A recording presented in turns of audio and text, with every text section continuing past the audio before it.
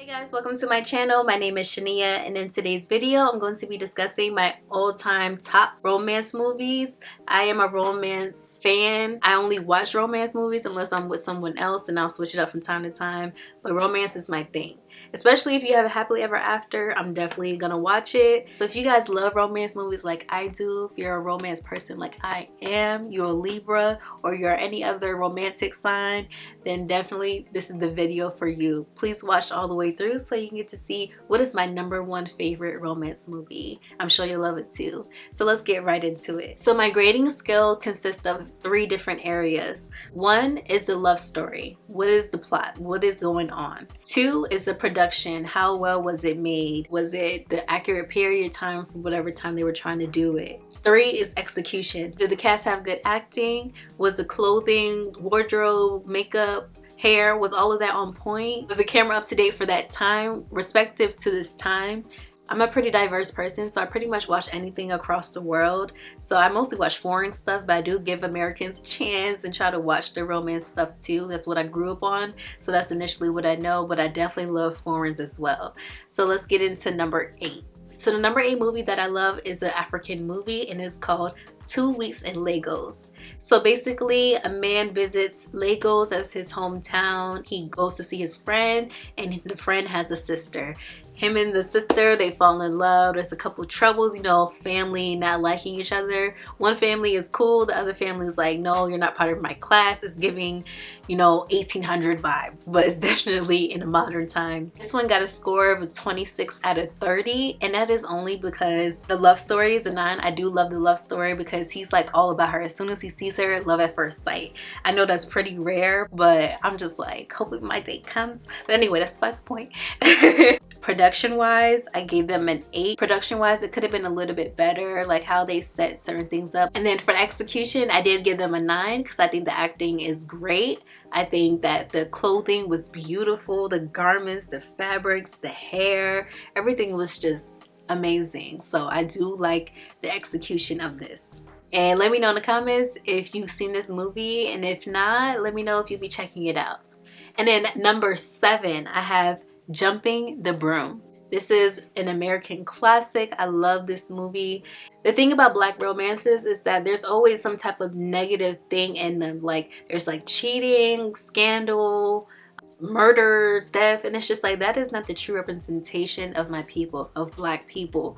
We are great people, loving people. So for us to be displayed in that light, it's not true. So for Jumping the Broom, it's just a feel-good movie. There's no crazy, toxic, negative anything. In the climax in the movie, it's like the mother of the bride isn't really her mother, it's actually her aunt. Every movie has to have climax, so I do get that little bit of a little drama at some point. So for the love story, I gave it a 9 because it's wholesome and it's beautiful and it's young black love. Love to see it. So I gave the production and execution a 9 as well. So it got the score of 27 out of 30. It could have been a little bit better, but I feel like it was still great. Like it's perfect the way it is. But to really get it to that next level, there was definitely some things to do, but I love the movie as is. And now for number 6 is Jane Eyre. I did also do a Jane Eyre review going over the book and the movies and series with it, so I'll definitely link that in the cards. So I love this story. I probably watched the different movies and series over probably like 50 times if we do it all together, probably more than that. And that just says how much I love that story. The Jane character, she just really speaks to me. I resonate a lot with her in many different ways, even though that period is from a whole completely different time. That was like 1850s type of period. If you like Tom Hardy, Jane Austen, you like that time period, that is definitely a story that's good for you. So the scoring goes is that the love story is a 7, and that is the lowest out of the whole list. And that is because they have a great passionate love story, but the thing is that Rochester lies about something that's very, very, very, very, very important to tell someone that you're about to marry. I think he's a great lover, but for him to omit a few things that are important for your future spouse to know, he just omits. It's just not okay. So that's why I'm just like, love story is a 7. And also the production is a 10 and execution is a 10. The 2011 version, so it was definitely done beautifully. All right guys, so number 5 is Pride and Prejudice. Pride and Prejudice, all the adaptations are awesome. They're great. They're lovely, artistic, beautiful. Attention to detail, the songs, the characters, the acting, the cast, everything was just to a T. So Pride and Prejudice is also a period drama like Jane Eyre, and so they're definitely dressing up in the corsets, curly updos, and it's very aesthetically pleasing to look at. I love all the adaptations, and it does receive a score of 28 out of 30 because the love story is definitely an 8. There's a lot of ups and downs within a love story, but eventually it all comes together. So number 4, we have Palm Trees in the Snow. This is a Spanish film and it's absolutely great. Like, I would probably say this is one of the best movies ever. And on top of that, it's one of the best romances. This is a historical drama, so there is some race issues in here. They have slaves. One of the Spanish white men ends up falling in love with one of the black women. He accepts and loves her and cherishes her. He wants to marry her, but because they're in that time, their love story isn't complete. So they do marry, but it's that they have to evacuate the island because there's a lot of revolutions going on. So it's just like everything that can be in a movie is in it.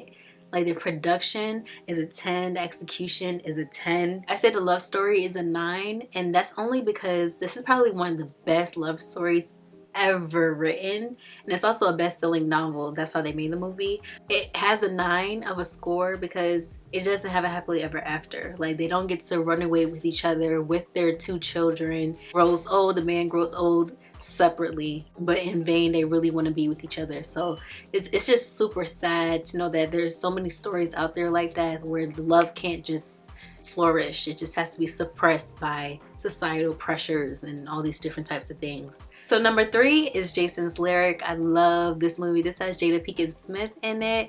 I love this movie so much. This was probably like the one example of black love that I've seen ever since I was younger. I saw it once and I saw it years later and I was like, oh my god, this is the movie. And I was just so excited, and I probably watched it over 30 plus times. They're in a country town. A man comes back to his hometown and he meets Jada Pinkett Smith. She's giving him a hard time because she's like, I ain't got time for nobody. But he ends up winning her heart. They fall in love, but then it ends up having a happily ever after ending, which I thoroughly enjoy. It's not a romance if it doesn't end well. So the love story receives a 10 because it's just a beautiful black love story. Again, very wholesome and simple. There's a lot of strife and like negative things, but it's still a very beautiful story. Production, I would say, is a 9. You know, I'm not expecting it to look pristine, clear, and everything to look great. So the movie definitely flows with the setting. So everything looks good. Even though it's like an old country town, it's still very fitting. I believe that was shot in Georgia. I didn't really know they had like that swampy, lakey type of area. So it was very interesting to see that. And as for number 2, that would go to Twilight. I'm sure everyone has watched it. I just had to mention it because that truly is one of my favorites of all time. When I first heard of it, I was like, what is this? But then I realized they had vampires and werewolves. That is up my alley. Like, my family were into like sci-fi, so I was so excited when I realized that Twilight was a thing. But basically, vampire falls in love with a human. Human is ready to die for him, ready to become a vampire for him, and he's against it, but they eventually happily ever after 5 movies later. Twilight, they're grayscale, so they received a 10 all across the board. So 10 is love story, 10 for production, 10 for execution. So perfect score, and we all know why. It's just perfect. Literally direct my future movies because it's just chef's kiss. So for number 1, drum roll, is Viva. Viva is a Bollywood film. I love this movie, and that's just because it's an epic, beautiful love story. In most movies, when it comes to arranged marriage, you know, one party is not really happy with it, but for this one, it was neutral, and then they really grew to love each other before the wedding. It's very beautiful and interesting to see how other cultures express their love for each other and what they do when they love each other. And it does have like big, dramatic, intense moments, and you would think like, you know, they're gonna split, but he's just so in love with her that he's just like, I don't care what anything happens to you, I'm gonna have your back. She ends up getting injured very bad, and he ends up just loving her even more. He like takes care of her, cherishes her.